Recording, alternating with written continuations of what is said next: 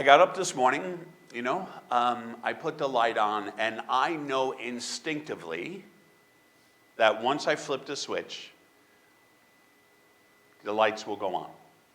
I know that when I go down to make a pot of coffee, that once I put all the coffee in, and usually I have to count how much coffee I put in twice, because I'm half asleep and I don't remember if I was stopped at 6 or if I did 8, and so I usually have to start over. Don't look at me like that. You all have the same issues too. The problem then is once you put the lid on, and once you plug it in, you know that the electricity is going to feed that. I go over and I sit and I take the remote and I hit the button and the TV goes on. And I know if I hit this button up and this button, I trust that that's going to move in the direction that I want it to. I already just naturally know that this is going to happen because this is how it's designed to happen. Why doesn't that happen for us with God? Why is it that we could become so comfortable with all the things that we have around us, and there is an innate just belief and trust in so many things that we don't even pay attention to, sitting in a car, turning the key, whatever the case might be. All of this, we trust these things are going to happen. And yet, why is it that perhaps we are not living the fullness of the trust we should have in God for our life? What is the difference, especially when God has said to us time and time again through the scriptures that you and I are important, we're valued, we are precious, and that God himself is with us? Why is it that we do not feel as though we can trust God in the very same way we can trust that we can flip a light on or plug in a pot of coffee? We honestly have to ask ourselves the question, what is it about our relationship with God that has us holding back?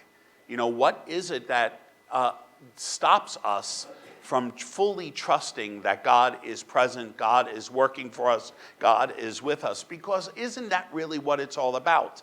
If we're not a people of faith, and if we're not able to live that faith fully in our life, then what's the sense of proclaiming a faith in the first place?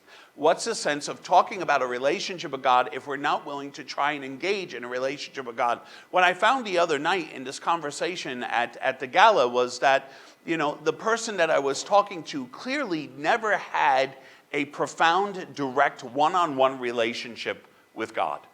Had a relationship with all the structures, but never had a relationship with God, and so was judging God based on the structures. Now, I would like to think that for us here, with all the messaging, over the 18 years of my ministry here, that the messaging has always been about having a relationship with Jesus.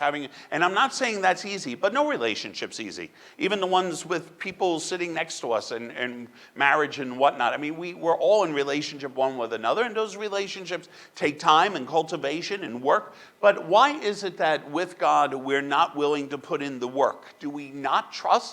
Do we not believe? And if that is the case, isn't there a deeper issue in situation? Are we really just a people who are caught up in the religion of it all? Or are we really going to be people who are based in faith, in a relationship with Jesus? And so this morning as we gather here, I really think that's the message. I think that's the one thing I took away from the gala, and the one thing that's been sitting in my head all this time is I'm wondering whether or not we are not fully the people we can be, the Christians we're meant to be, not because God isn't present, but that you and I don't trust that God is present.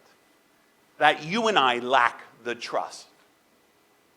Imagine what our lives would be like if we trusted that we were worth so much more than a few sparrows.